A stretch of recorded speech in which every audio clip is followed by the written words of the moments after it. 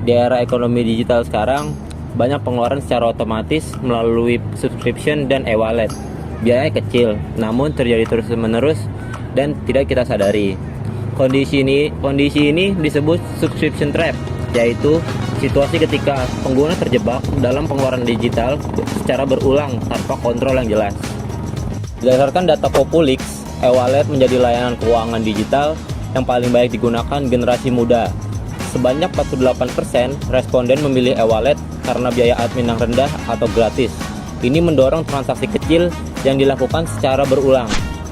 Bagi generasi alfa, kebiasaan ekonomi digital terbentuk sejak dini melalui penggunaan e-wallet oleh orang tua. Tanpa literasi keuangan, pola konsumsi muncul sebelum kesadaran finansial berkembang. Untuk generasi Gen Z adalah pengguna paling aktif e-wallet dan layanan subscription.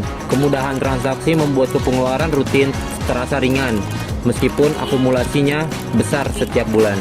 Untuk generasi milenial, berada di usia produktif dan menghadapi tekanan biaya hidup, pengeluaran digital rutin yang tidak terkontrol mengurangi kemampuan menabung.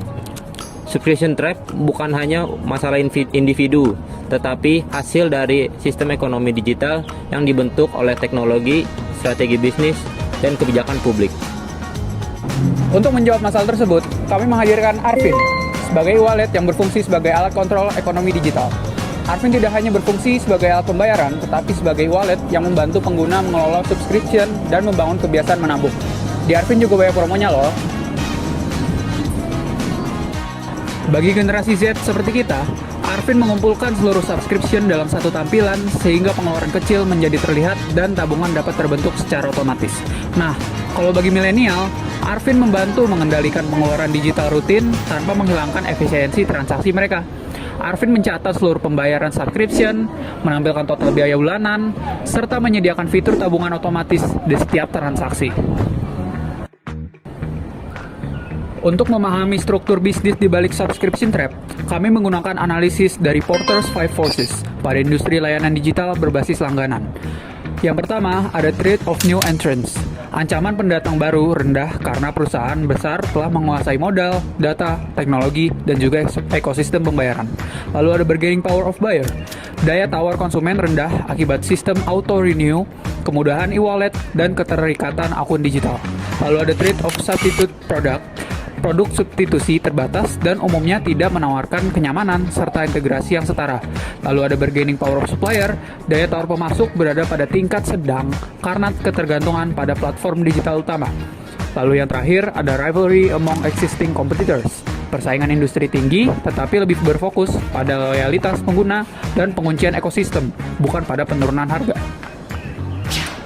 Nah, kesimpulannya adalah analisis Five Forces ini menunjukkan bahwa subscription ekonomi menguntungkan perusahaan melalui pendapatan berulang, sementara konsumen sedang menghadapi biaya digital yang bersifat permanen.